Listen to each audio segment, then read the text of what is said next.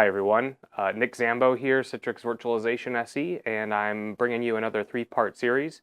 Today we'll do optimized routing with Storefront and Netscaler Gateway. Just like my previous series, I'll break this into three parts because I talk too much. First part will be theory, that's this video. I'll talk about what optimized routing is and so forth.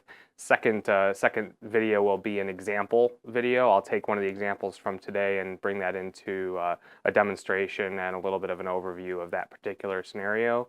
And then the third part will be an actual deep dive into the technology and an overview of how it actually integrates. But before I get into anything with optimized routing, real quick overview of what Storefront does and what Gateway does. All this stuff can be found in eDocs. Go take a look, it's all up to date and I think it's pretty good. Same thing, I'll put the link below. The XenDesktop handbook goes through all of the high level of Storefront and Gateway and all the considerations you might have around it, how to implement it and so forth. So real quick, what does Storefront do? Where does it live? Lives inside your network, typically aggregates XenApp and XenDesktop resources, provides authentication, provides receiver for web, and gives a landing place for users and their receiver clients. The gateway, on the other hand, lives in the DMZ generally, or an edge of a security zone, and it provides reverse proxy for your receiver for web and all of your other receiver traffic, but it also provides a proxy for HDX or ICA traffic from those receivers to your XenApp and XenDesktop infrastructures. When these work together, Storefront knows about one or more gateways, and the gateways know about one or more Storefront servers. So they work together to provide that seamless access, whether you're internal or external. But this is not a basic video, it's more of an advanced concepts video, and so I'm going to talk about optimized routing, and so a good place to start is what the heck is it? Optimized routing gives us the ability to have just more control over which gateways our proxied traffic traverse, kind of irrespective of which Storefront actually provided the list of applications or the communication for receiver. This is really important because as your deployment scenarios grow, you grow into more data centers, more scenarios between what's a protected zone, what's not a protected zone, and where folks are coming in geographically.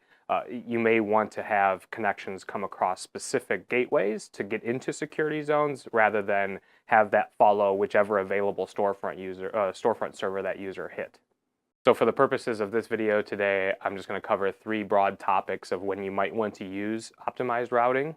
But certainly this is not a limitation. It's just kind of the three biggest scenarios that pop into my head or what I've seen in the field. The first and most obvious, hopefully, is the thought around when you have multiple gateways in multiple geographic areas, the location of the user plays a big role in which gateway you want them to access. So in that broad geographical deployment, you may be able to offer Storefront up in a high availability or clustered or load balanced manner across multiple data centers, multiple geographic locations, and the traffic is actually pretty lightweight. So if you have a decent enough network, you don't really have to worry about where Storefront lives, but you absolutely have to worry about where your gateway lives. Those edge connections are going to come in and you want them to traverse the most friendly or most reliable network between them and your XenApp and XenDesktop resources. So in some cases, you will want to use different gateways. A good example of this is if you were to have a set of XenApp or XenDesktop resources sitting somewhere, let's say geographically like North America, and you definitely want users to be accessing the gateway in this scenario. You want them to be accessing the gateway that's potentially closest to those XenApp and XenDesktop resources as well. You're able to define a Storefront store that specifically forces users to connect to the North America gateway as opposed to potentially coming through, let's say, a European or Asia-based gateway. Now, this, of course, may not be ideal for you, but in the case where you do want to leverage a gateway that's closest to your XenApp and XenDesktop resources with kind of being able to use any Storefront server across the geo or across the region, this is a great way to use this. So setting geography aside, maybe that's not really important to you, or you have really good networks all around and it's not necessary to shuffle people to a particular gateway for a particular store. One of the things that you can do with Netscaler Gateway that maybe you may not know about is something that we call HDX Insight.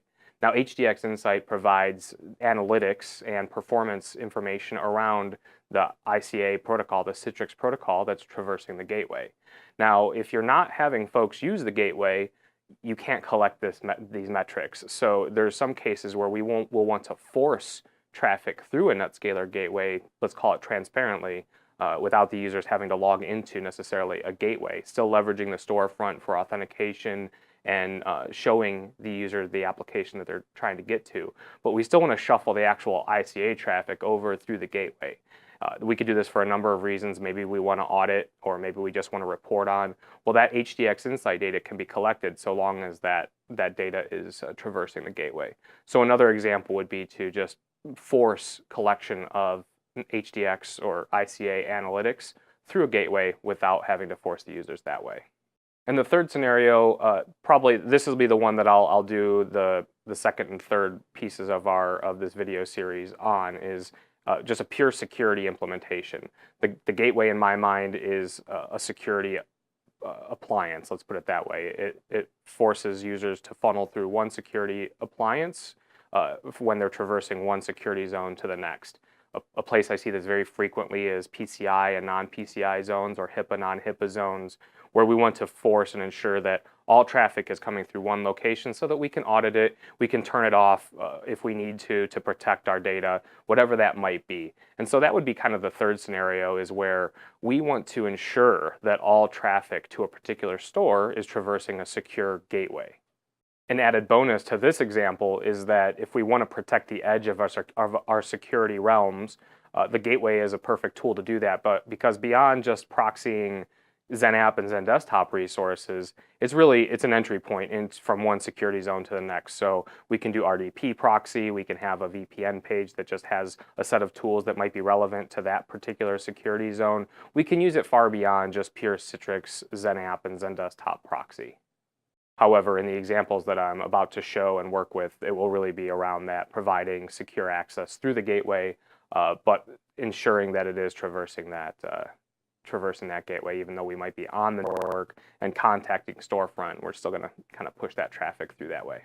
So that was a really quick flyby. There's a lot, like I said, there's probably a lot of use cases you can use that with, and certainly I've probably mentioned some use cases that you may not be familiar with.